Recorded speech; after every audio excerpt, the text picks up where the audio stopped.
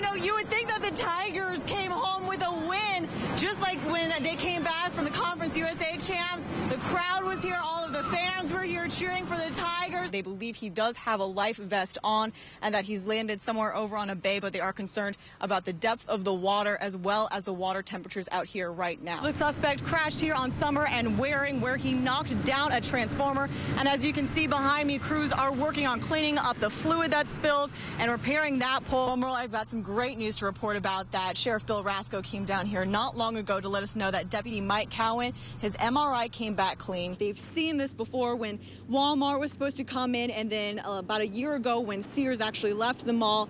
They say it's promises to reinvigorate the mall, and they just fall through. People here say they're not so much protesting the Klans being here as much as they're upset about the police being here, keeping them away from the rally, and they say that the police are protecting the Klan. As always, they remind people that if you do leave your car parked and unattended, make sure that it's locked and that all of your valuables are not out in the open. So why is there a black market for Freon? Well, in order to buy this stuff, you have to be licensed. So those who are unlicensed have to go through other routes, even if it means buying it from a thief. Hardaway and some school board members say by closing the proposed 21 underutilized schools, it will hurt communities that are already hurting. Now, something that is hot, the Grizzlies. The Beale Street Boys in Blue took down the LA Lakers tonight.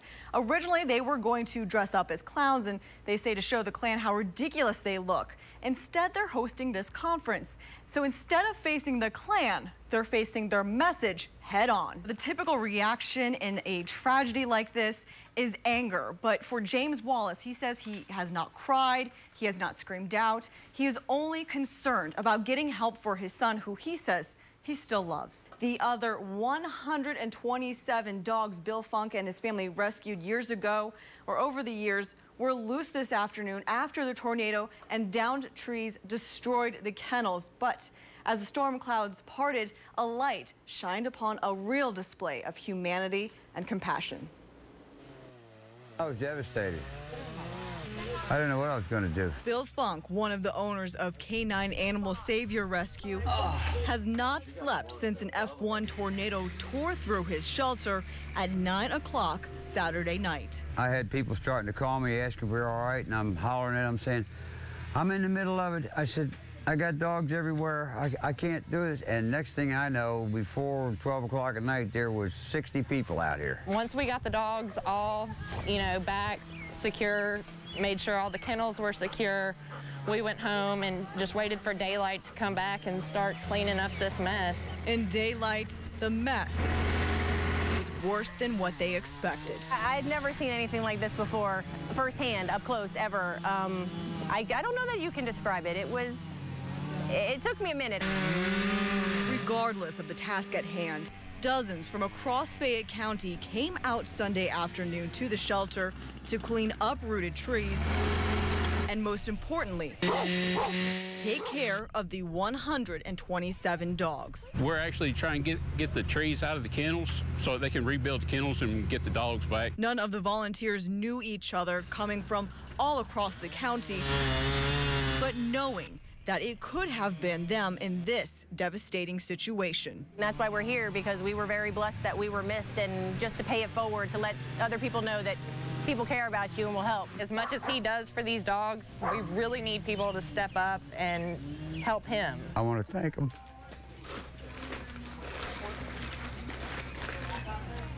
I thank them more than you can imagine.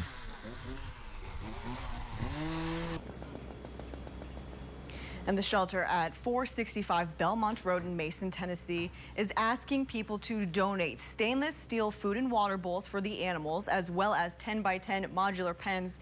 Theirs were all destroyed in the tornado, and they especially need people to either provide foster care in homes or, better yet, adopt the dogs. They came, they saw, and then they left. Some people really don't care, but some people, They want to come down here and hear the message. But some came to the anti-KKK rally to spread their own message. One 17-year-old walked in wearing a Confederate flag.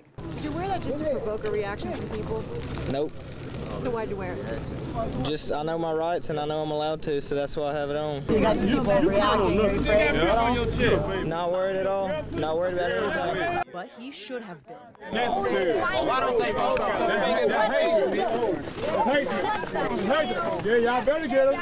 Y'all better take them on the other side, and they gonna hurt them.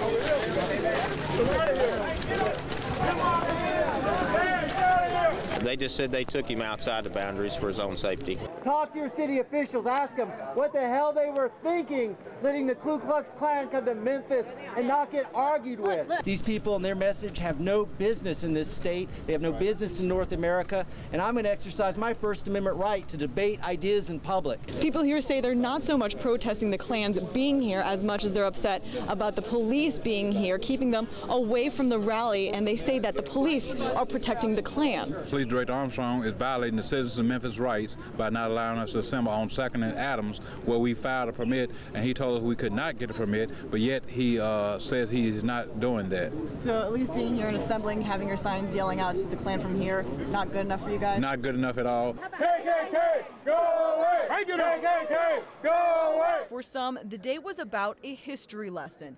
Families brought their children, some as young as 6 years old, to witness the KKK and anti-Klan rallies. It's a part of history. You don't see stuff like this very often. You know, they're going to be talking about this years from now in school, and kids are going to be learning about, you know, stuff like this. I want my kids to be able to see what ignorance looks like. I want them to know what the past looks like and what the future shouldn't look like. Demonstration has expired. Their teachers told them at first they were in trouble. Now, this was all a prank, but once the two Soulsville students found out they were going to the White House instead of the principal's office, they forgot they were in school and screamed so loud they disturbed neighboring classes. Both are, again, thrilled to share their passion for Memphis music and learn just what an impact it has.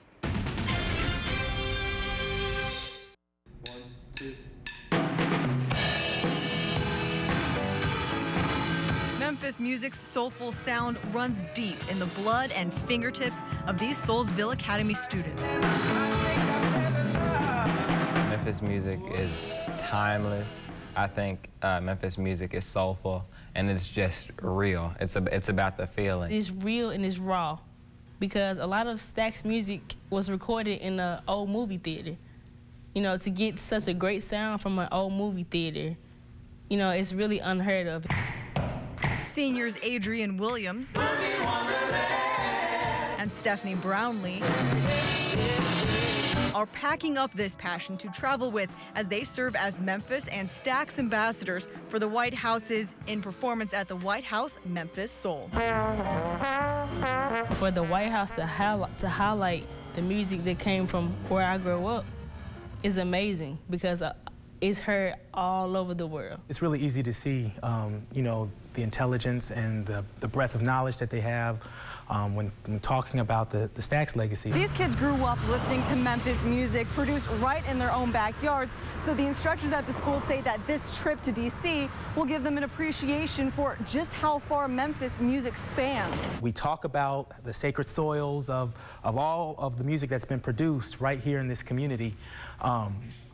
But when you get to see how it impacts the rest of the world and how highly revered it is, it broadens their minds. It's fulfilling to know that the same music that me and my peers are singing, some great artists around the world will be singing the same music. The students say they're not only helping the White House is helping keep Memphis music and the Stax legacy alive for years to come. Such talented kids over there. Now, President and Mrs. Obama will host this musical special next Tuesday on PBS. And more good news for these Soulsville students. Adrian Williams received full financial aid scholarships to Rhodes College, Connecticut College, and Bates College. Blows of applause. Stephanie Brownlee received a $250,000 scholarship to Brown University. Again, round of applause. Now, another round of applause for this point. She's going to be the first in her immediate family to go to college. Oh, my goodness. Great news for them. Bravo. Live in the studio, Sarah Bleau, Fox 13 News. For 2 years, Lucy Kroll and her family practically lived at Le Bonheur Children's Hospital. The hospital staff actually felt like family to them. And last year, they thought Le Bonheur would be the last place they'd ever see their beloved daughter alive again. Lucy Kroll was a normal, always smiling 4-year-old, but it all changed in the blink of an eye. Eric and Kate Kroll remembered the exact date. The date all of their lives would dramatically change forever. February 23rd of 2011, I'd gone to a business lunch, was having a meeting, and my wife Kate called. I ignored it. She called back, so I knew something was wrong. She just looked at me and I said, "Is it what I think it is?" And she said, "You just need to go to Le Bonheur." What Kate thought was a stomach bug turned out to be cancer. Doctors found 5 tumors in Lucy's brain and 1 in her spine, all 3 weeks shy of her 5th birthday. In fact, we had her 5th birthday party in this room right next door. It was awful, but you know, we were trying to make the best of a difficult situation. It's okay, baby. Over the next 2 years, young Lucy underwent chemo, radiation, had seizures, went blind twice, and suffered meningitis twice. Eric and Kate say Le Bonheur's staff held their hand through it all, especially during Lucy's toughest struggles. She was having these just incredible pain and inconsolable and just screaming.